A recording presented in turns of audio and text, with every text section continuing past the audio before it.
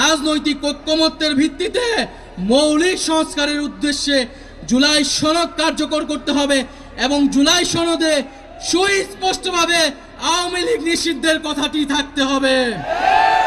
সাংবিধানিক স্বীকৃতি দেওয়ার কথা বলেছিলাম, কিন্তু বিভিন্ন ষড়যন্ত্রের কারণে সেই জুলাই ঘোষণাপত্র এখনো আসছে না। ভুলে গেলে চলবে না, এই জুলাই গণ অভ্যুত্থানের ফলেই কিন্তু আজকে বাংলাদেশে যারা রাজনীতি করছে, যারা ক্ষমতায় যাওয়ার স্বপ্ন দেখছে, তারা কিন্তু এই শহীদ পরিবার এবং আহত যোদ্ধাদের আত্মত্যাগের ফলেই স্বপ্ন দেখতে পাচ্ছে।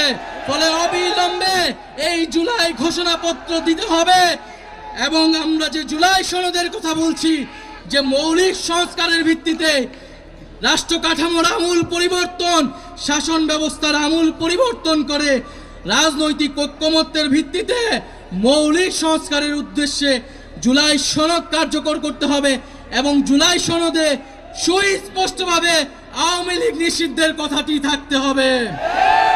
প্রিয় বন্ধুগণ, আমরা একটি নতুন সংবিধানের কথা বলছি।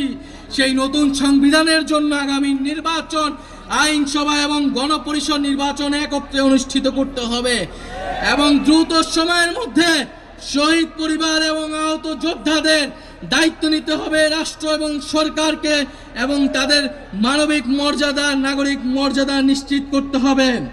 প্রিয় বন্ধুগণ, জাতীয় নাগরিক পার্টি এনসিপি নতুন বাংলাদেশ বিনির্মাণে, নতুন বন্দোবস্ত বিনির্মাণে সংগঠিত হয়েছে।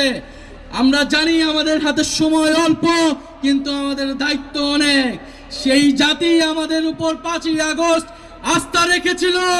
আমরা বিশ্বাস করি আগামীতে এনসিপির উপরেই জনগণ তাকিয়ে আছে, সেই আস্থা রাখছে। বন্ধুগণ,